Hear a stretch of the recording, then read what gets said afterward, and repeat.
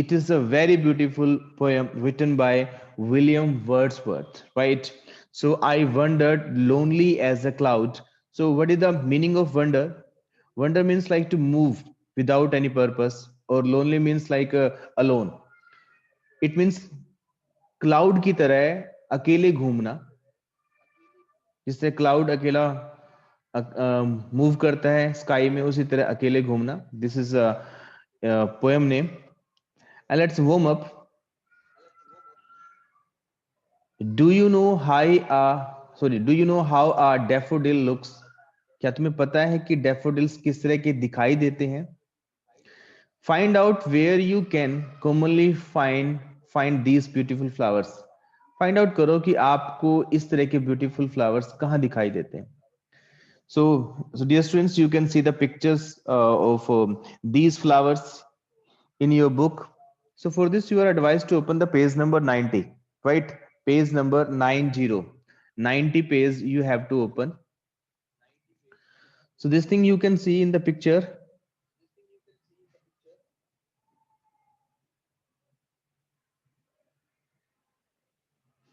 Okay. So now let's read this beautiful poem. So poet says that I wondered lonely as a cloud. वो कहता है कि जिस तरह एक क्लाउड स्काई में मूव करता है, घूमता है, अकेला घूमता है, मैं भी उस तरह अकेला घूम रहा था. That floats on high over vales and hills. जिस तरह एक क्लाउड अकेला घूमता है वेल्स यानी कि वैली के ऊपर और हिल्स के ऊपर, जिस तरह वो अकेला एक क्लाउड घूमता रहता है, उनके ऊपर मूव करता है, उसी तरह मैं भी घूम रहा था. When all at once I saw a crowd. फिर कहता है कि जब मैंने अचानक से एक क्राउड को देखा, एक भीड़ को देखा. A host of golden daffodils. Host का मीनिंग होता है वैसे तो मेजबानी करने वाला, बट यहाँ पे होस्ट का मीनिंग है कोई चीज बहुत ज्यादा मात्रा में, many number, we can say that. तो फिर कहता है कि जब मैंने बहुत सारे वहां पे गोल्डन डैफोडिल्स देखे. डैफोडिल्स फ्लावर्स होते हैं. Beside the lake beneath the trees. वो डैफोडिल्स के जो फ्लावर्स थे वो कहाँ पे थे? लेक के साथ में थे और ट्रीज के नीचे थे. बहुत सारे पेड़ थे वहां पे, उनके नीचे थे. Fluttering and dancing in the breeze. और वो फ्लावर थे, डैफोडिल्स थे, वो फ्लटरिंग कर रहे थे. फ्लटरिंग का मतलब फड़फड़ा रहे थे, और डांसिंग का मतलब डांस कर रहे थे. तो उस ठंडी हवाओं के कारण वो जो फ्लावर्स थे, वो डैफोडिल्स थे, पोएट ऐसा कहता है कि वो फड़फड़ा रहे थे और डांस कर रहे थे, right? Continuous as the stars that shine and twinkle on the milky way. तो फिर उत्तर कहता है कि वो जो डैफोडिल्स थे वो इस तरह डांस कर रहे थे, इस तरह फ्लटर कर रहे थे, और वो लगातार करते जा रहे थे और ऐसे कर रहे थे जिस तरह स्टार्स शाइन करते हैं और ट्विंकल करते हैं, चमकते हैं और टिमटिमाते हैं मिल्की वे में, आकाश गंगा में. तो उसी तरह वो जो थे स्टार्स थे वो वहां पे इस तरह, सॉरी, जो डैफोडिल्स थे उसी तरह वो डांस कर रहे थे और फ्लटरिंग कर रहे थे, जिस तरह स्टार्स शाइन करते हैं, ट्विंकल करते हैं मिल्की वे में. लगातार वो करते जा रहे थे. They stretched in never ending line along the margin of a bay. उस बे में, उस घाटी में, उस खाड़ी में वो इतने सारे डैफोडिल्स थे और एक ही लाइन में थे, एक ही लाइन में खींचे हुए थे, एक ही लाइन में रखे हुए थे, और इतने सारे थे और उनके पास कोई बीच में कोई स्पेस नहीं था, यानी कि बहुत ही सारे तो डैफोडिल्स थे. 10,000 सो आई एट अ ग्लांस. फिर तो कहता है कि मैंने एक ही बार में, एक ही नजर में इतने सारे डैफोडिल्स थे कि लगभग 10,000 में डैफोडिल्स एक ही बार में मैंने देख लिए होंगे. उतर से कहता है क्योंकि वहां पे बहुत सारे डैफोडिल्स थे. Tossing their heads in sprightly dance. फिर वो कहता है कि वो जो डैफोडिल्स थे वो अपने हेड को, यानी कि अपने सिर को, अपर पार्ट को टोसिंग कर रहे थे. टोसिंग मतलब इधर उधर मार रहे थे, हवा चल रही थी तो वो इधर उधर झूल रहे थे, तो वो उसको टोसिंग कह रहा है उधर, कि वो अपने हेड को इधर उधर मार रहे थे, टोसिंग कर रहे थे और स्प्राइटली डांस कर रहे थे. स्प्राइटली का मतलब होता है एनर्जी के साथ, बहुत खुशी के साथ, उत्साह के साथ, जोश के साथ. तो बहुत ही जोश के साथ वो डांस कर रहे थे. Then author says that the waves beside them dance. और उनके साथ साथ जो वेव चल रही थी, हवाएं चल रही थी, लहरें चल रही थी, उत्तर कहता है कि वो भी डांस कर रही थी. उसका ऐसा फील होता है कि ये फ्लावर्स ही नहीं डांस कर रहे हैं, और ये वेव्स जो हवाएं चल रही हैं, ठंडी हवाएं चल रही हैं, ये भी डांस कर रही हैं. But they outdid the sparkling waves in glee. Glee का मतलब होता है खुशी में, हैप्पीनेस में. तो फिर वो कहता है, ऑथर कहता है कि वेव्स तो डांस कर रही थी, परंतु वो जो फ्लावर्स थे, डैफोडिल्स थे, वो उनसे अच्छा डांस कर रहे थे. ऐसा लग रहा था कि वेव भी डांस कर रही हैं और डैफोडिल्स भी डांस कर रही हैं, परंतु डैफोडिल्स का डांस बहुत अच्छा था, बहुत मन को लुभाने वाला था, खुशी में, ग्ली में. A poet could not but be गे.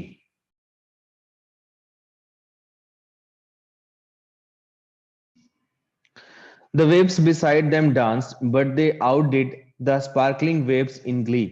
तो उत्तर कहता है कि वेव्स भी डांस कर रही थी और वे फ्लावर्स यानी कि डैफोडिल्स भी डांस कर रहे थे, परंतु डैफोडिल्स का डांस ज्यादा अच्छा था उन वेव्स से.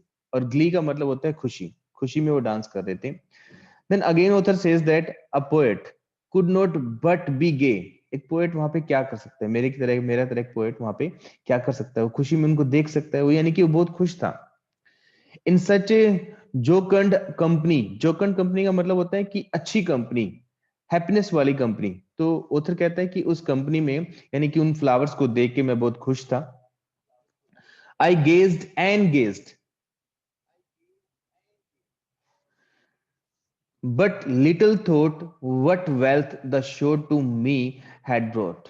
मैं उनको देखता रहा, देखता रहा, देखते ही रहा. ऑथर से कहता है कि मुझे वो उनका दृश्य बहुत ही अच्छा लग रहा था. I was just gazing them. मैं उनको सिर्फ देख रहा था, देखता ही जा रहा था. फिर मन में एक सोच आती है, उसकी थॉट आती है कि ऐसी क्या चीज है जो मुझे वो चीज दिखाने के लिए, यहाँ पे दिखाने के लिए ले आई है. यानी कि ऐसी क्या वेल्थ है, ऐसा क्या मुझे मिलेगा जिसके कारण मैं यहाँ पे आ गया हूँ, जिनके कारण मैं उसको देख रहा हूँ. तो ऐसा मन में उसके थॉट आती है.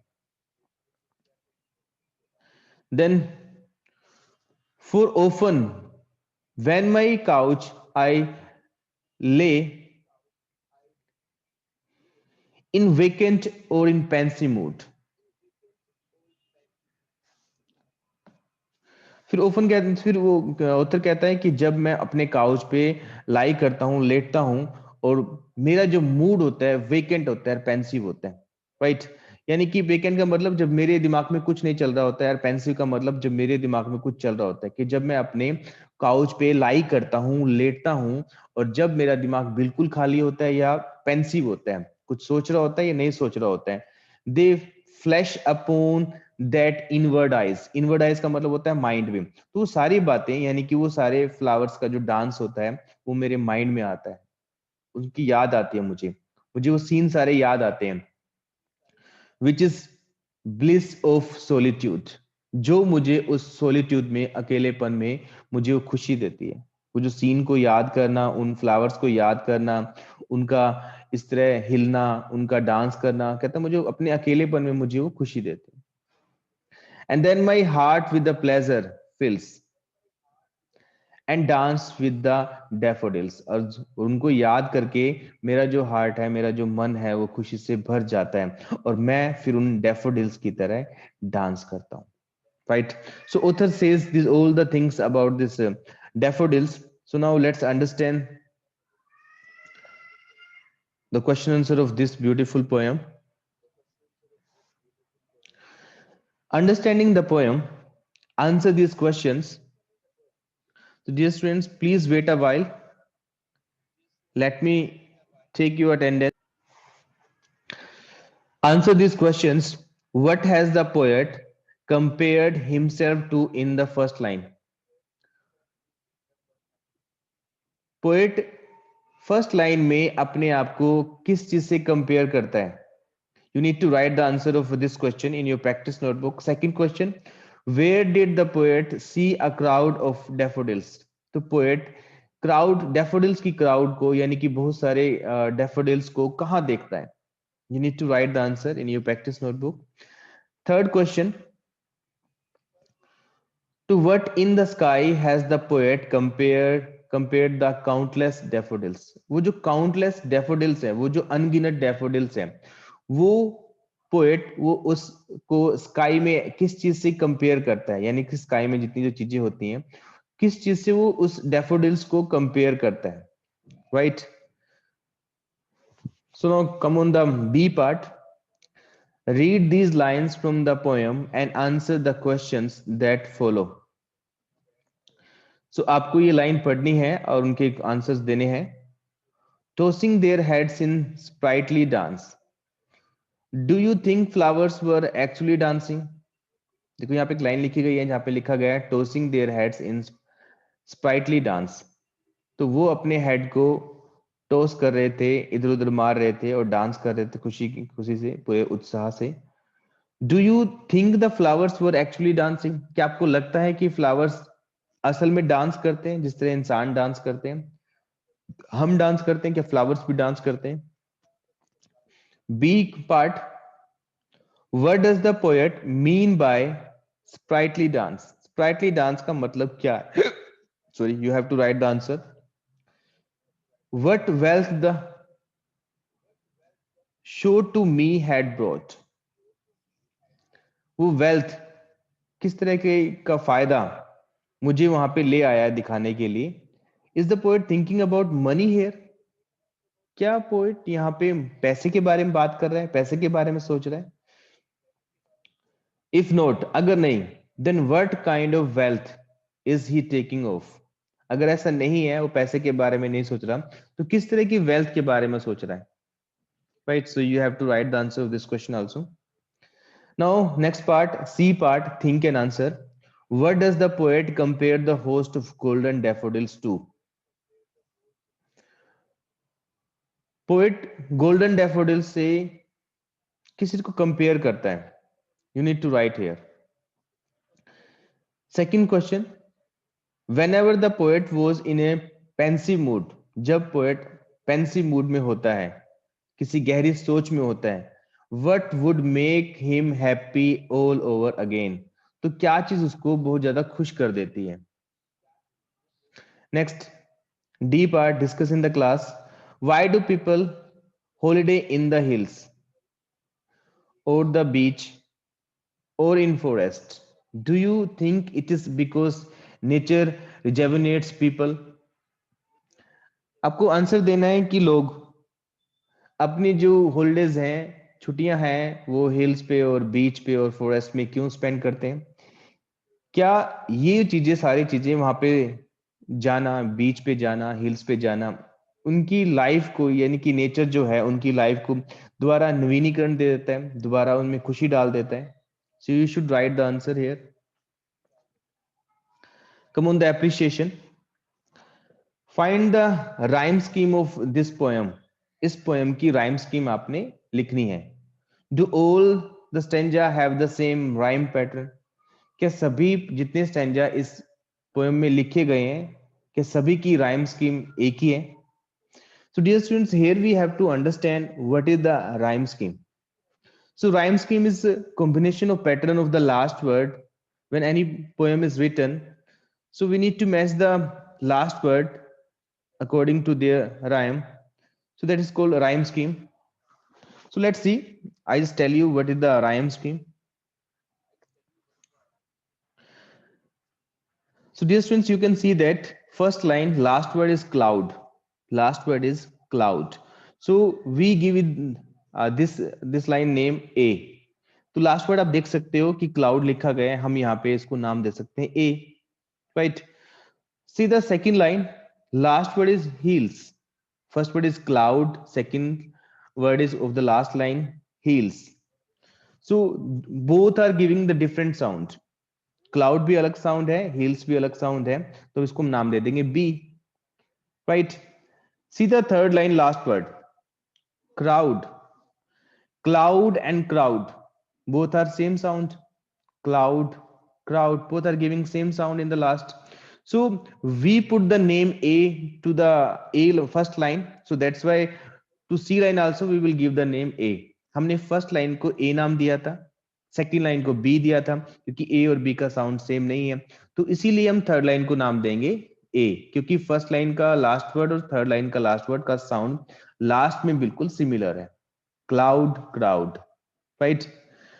नेक्स्ट है daffodils, daffodils, cloud, daffodils, no match, hills, daffodils, yes, hills, daffodils.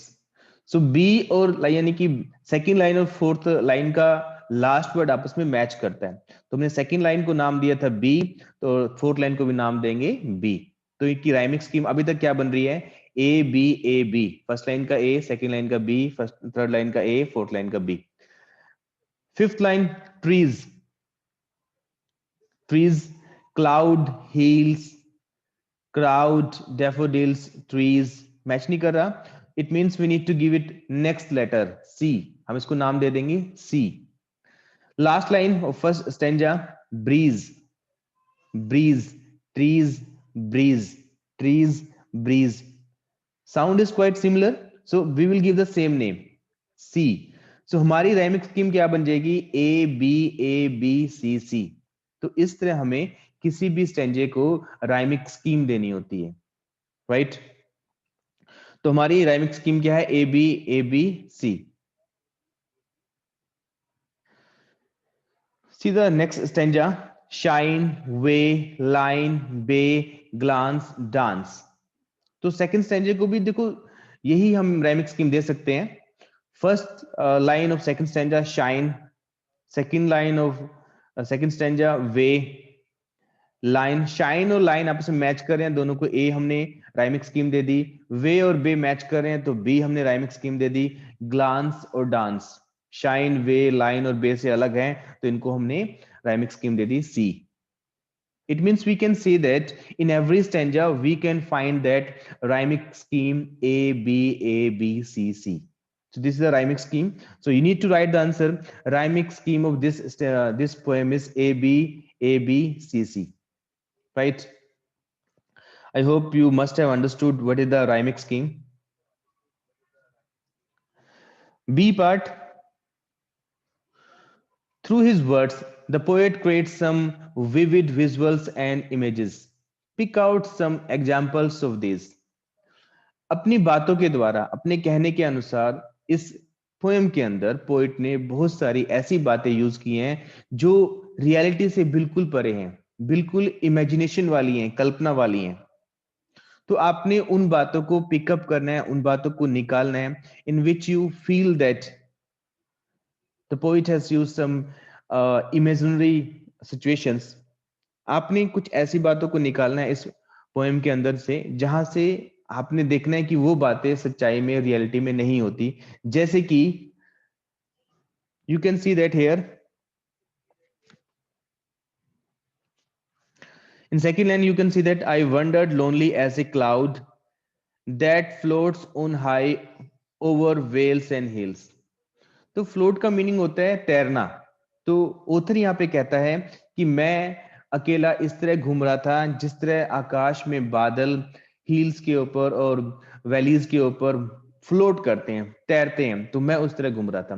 तो कभी भी बादल फ्लोट थोड़ी करते हैं, तो मूव करते हैं, बादल थोड़ी फ्लोट करते हैं, क्लाउड थोड़ी फ्लोट करते हैं, क्लाउड थोड़ी तैरते हैं, राइट। तो कौन तैर सकता है, तैरने का काम कोई भी कर सकता है, परंतु पानी में होगा, स्काई में तो फ्लाई का काम होगा। तो यहाँ पे ऑथर ने, पोएट ने एक इमेजिनरी सिचुएशन को डिफाइन किया है, बताया है, एक काल्पनिक बात को यूज किया है। तो इस तरह आपने इस पोएम के अंदर से काल्पनिक बातें निकाल के लानी है, right. So you need to write the answer of this question also. So dear students, I just tell you what will be your homework. So in your homework, I will send the PDF of the question answer of our previous chapter. And you need to write the difficult words of this chapter in your fair notebook. Then soon I will send the answer in the form of PDF. Then you will write the answer of those questions. So let's understand the difficult words of this poem. First word was that valleys. Wales means valleys.